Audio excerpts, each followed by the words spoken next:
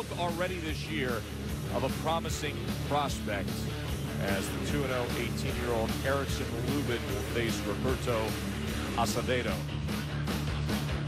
And there is young Mr. Lubin, 18 years old, from Orlando, Florida, 6 foot, right at 147 pounds.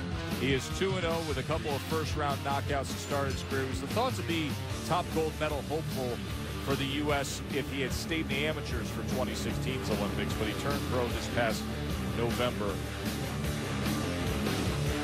And he's up against Roberto Acevedo, a record of 13, 12, and 3 at 26 years old. He's been knocked out 5 times, all of them since 2009. And he hasn't fought in 16 months. So take that as you may, as Lubin and Acevedo get ready to go at it with David Smith as your referee.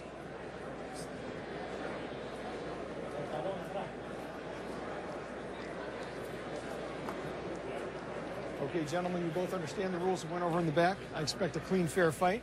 After we touch them up, we're going to step back and do this. Let's go. Joe Tessitore and Teddy Atlas with you for Friday Night Fights from Chicago. Good evening, Teddy. Good evening, Joe. How'd you like that Super Bowl? I think it may look much the same as this first fight. A blowout. All right, are you ready? See, I set you up pretty good there, didn't I? Well, that was easy. That was T-ball right there. Yeah, that was a softball.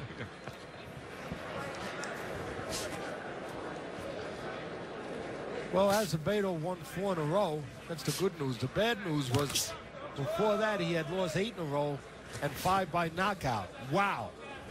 And I'm sure that's one of the reasons why the young Lubin, who's only 18 years old and was a tremendous amateur, I'm sure that's why his people chose Acevedo for national TV. 18-year-old flicking off that southpaw jab. Now he comes with a straight left. A lot of people right away behind the head, the referee says, don't do that. You have 2 southpaws here, 2 lefties. You don't see that all the time. So the advantage, one to the other, is negated a little bit. And talking about advantage, a lot of people say, well, Teddy, doesn't Acevedo have a big pro advantage with experience? Watch ahead, both of you guys. Keep it clean. Let's go. The head there by the referee. Well, only 2 pro fights, obviously, for Lubin. But 128 amateur fights, that makes up for lack of experience in the pros. And also, I look at it a little differently, Joe. You know, you fight an opponent in Acevedo with, 28 pro fights, but almost half of those are losses. So to me, it's a negative experience versus a positive experience. So I guess if the question ever came, well, the riddle was ever, you know, if we went Batman movie and the riddle was, riddle this, when is experience not an advantage?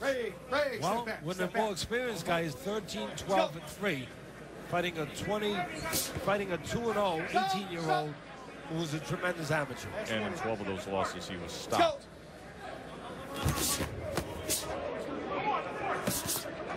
was a short right hook that came in from Lubin in that exchange. Acevedo knocked out 5 times. And a much smaller man. He's got a lot of problems tonight. Judges, 1 point. Now he's got another problem. Point Judge, deduction 1 point. here. Hold it. With 1 point. 55 seconds remaining in round 1 with Don't the hold. excessive Don't put your head down. Well, that's not the first time Acevedo has been in this position down this road. He's been disqualified 3 times. And the last one, you know what it was for? You got it. Excessive holding. That was February of 2010. He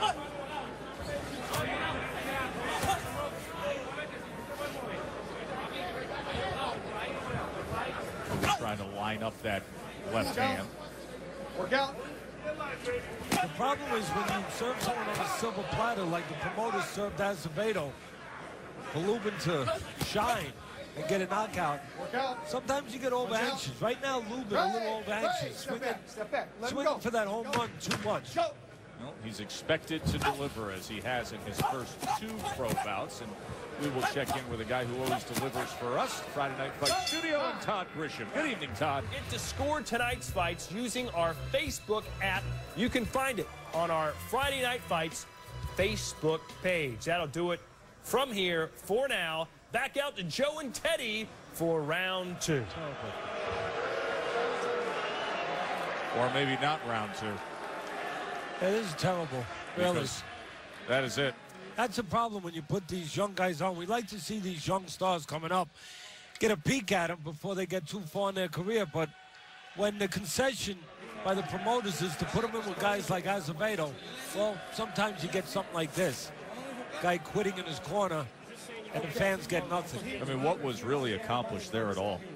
Terrible. I mean, even if you invested yourself a little bit as a fan in Erickson Lubin and you followed his story and you say, okay, here's the guy, could have been a gold medalist, hopeful down the road, turns pro, watched him once on TV, want to see his 3rd go-around.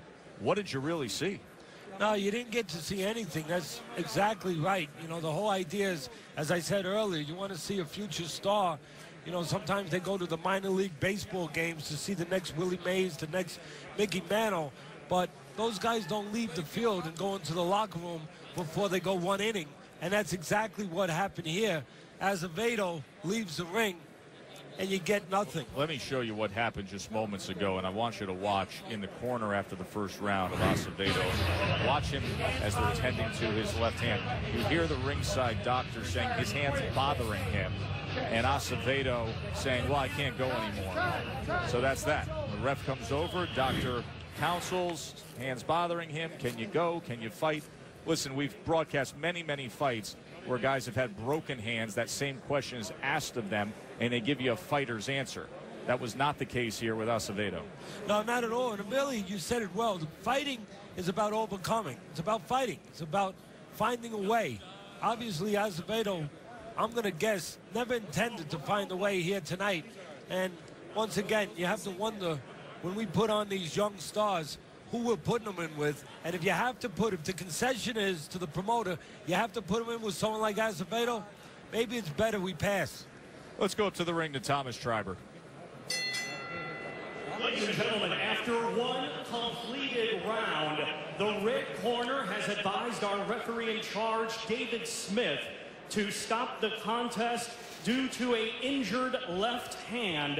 Therefore, your winner by way of technical knockout and still undefeated, Erickson Hammer Lubin.